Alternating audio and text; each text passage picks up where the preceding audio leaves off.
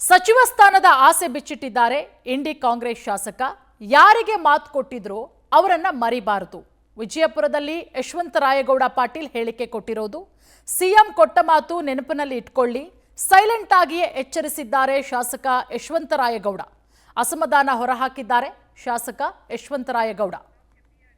ಇಟ್ಕೊಂಡು ಮಾಡ್ತಾರಂತ ಇಲ್ಲ, ಮನೆ ಮುಖ್ಯಮಂತ್ರಿ ಹೇಳಿದ್ರು ಸದ್ಯಕ್ಕೆ ಅದನ್ನ ಪ್ರೋತ್ಸಾಹನೆ ವಿಚಾರ ಇಲ್ಲ, ಮಾಧ್ಯಮದವರ ಸೃಷ್ಟಿ ಅದ ಅಂತ ಹೇಳಿದ್ರು. ನಾನು ನಿಮ್ಮ ಮಾಧ್ಯಮದಲ್ಲಿ ಗಮನಿಸಿದ್ದೀನಿ. ಅದು ಮುಖ್ಯಮಂತ್ರಿಗಳ ಪರಮಾಧಿಕಾರ.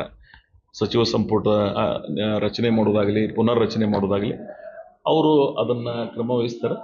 ಆದ್ರೆ ಯಾರಿಗೆ ಯಾವ್ಯಾವ ಸಂದರ್ಭದಾಗ ಏನು ಮಾತು ಕೊಟ್ಟಿದ್ದಾರೆ ಅದನ್ನ ನೆನಪಿನಲ್ಲಿ ಇಟ್ಕೊಂಡು ಮಾಡ್ತಾರಂತ ನಾವೆಲ್ಲ ವಿಶ್ವಾಸದಿಂದ ಇದ್ದೀವಿ. ನನ್ನಂತವ್ರು ಬಹಳ ಜನರದಾರ. ಆದ್ರೆ ಅವ್ರು ಯಾರಿಗೆ ಕೊಡಬೇಕು, ಯಾರ್ಯಾರಿಗೆ ಮಾತು ಕೊಟ್ಟಿದ್ದಾರೆ, ಯಾರ್ಯಾರಿಗೆ ಏನೇನು ಕಮಿಟ್ಮೆಂಟ್ ಅದಾವ, ಪಾರ್ಟಿ ಇಂಟರ್ನಲ್ ಇಶ್ಯೂನ್ಸ್ ಏನಾಗ್ಯಾವ. 3 ಜನ ನಮ್ಮ ಶಾಸಕರು ನಿಮ್ಗೆ ಹೇಳ್ದಲ್ಲ ನಾನು ಭಾಳ ಸ್ಪಷ್ಟವಾಗಿ, ಬಿಫೋರ್ ಅಸೆಂಬ್ಲಿ ಎಲೆಕ್ಷನ್ 3 ಮಂದಿ ಕರೆಸಿ ನೀವು 3 ಮಂದಿ ಕೂಡ ಚೆನ್ನಾಗಿ ಎಲೆಕ್ಷನ್ ಮಾಡ್ರಿ, 3 ಮಂದಿ ಪವರ್ ಶೇರ್ ಈಕ್ವಲಿ ಶೇರ್ ಮಾಡ್ತೀವಿ ಅಂತ ಹೇಳಿದ್ರು. ಮತ್ತು ಅವ್ರಿಗೆ ಒಂದು ಆ ಭಾವನೆ ನೆನಪಾಗ್ತದೆ ಅಂತ ಮಾಡಿರ್ತಾರೆ.